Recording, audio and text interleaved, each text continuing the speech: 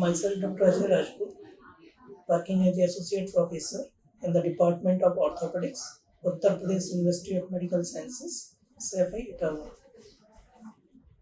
आज हम बात करेंगे बहुत ही कॉमन प्रॉब्लम जो है आज की जनरेशन की 50, 40, 55, 60 ईयर के बाद बहुत ही कॉमन प्रॉब्लम है ऑस्टियोआर्थराइटिस ऑफ द नी, घुटने का गठिया जिसको हम आम भाषा में बोलते हैं।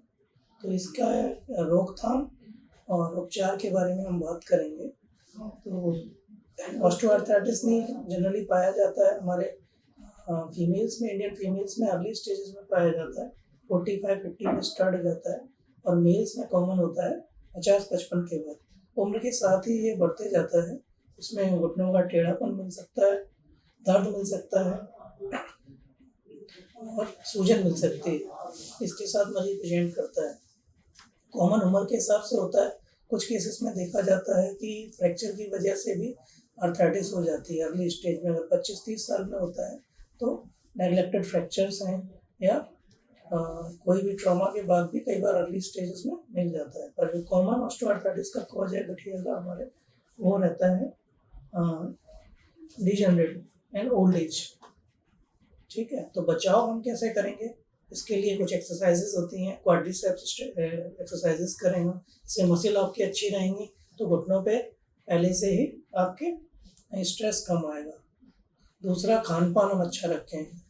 40s के बाद हमें अपनी इसमें डाइट में प्रोटीन का अमाउंट बढ़ा देना चाहिए, कार्बोहाइड्रेट का अमाउंट घटा देना चाहिए।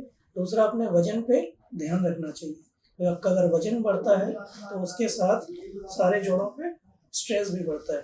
तो आपको वेट कंट्रोल रखना है अपना आफ्टर 40s।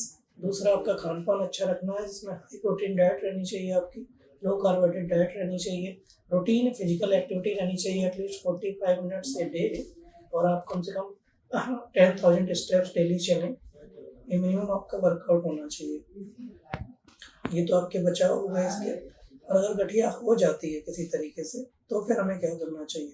किसी नज़दीकी आपके किसी भी मेडिकल कॉलेज या डिस्ट्रिक्ट हॉस्पिटल या कहीं भी हड्डी के डॉक्टर को दिखा के परामर्श लेना चाहिए, एक्सरे कराना चाहिए कि किस स्टेज की बीमारी है। इसकी स्टेजिंग होती है, रेडियोलॉजिकल एक्सरे के हिसाब से हम स्टेजिंग करते हैं।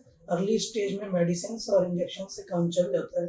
अगर ये स्टेज 3-4 में पहुंच जाता है तो फिर हमारा इसका सर्जिकल ट्रीटमेंट करना पड़ता है। मेडिसिन ट्रीटमेंट में हम पेन प्लस ले सकते हैं, वो आपके जो नज़दीकी जो भी हड्डी रोग विशेषज्ञ हैं वो आपको परामर्श दे सकते हैं।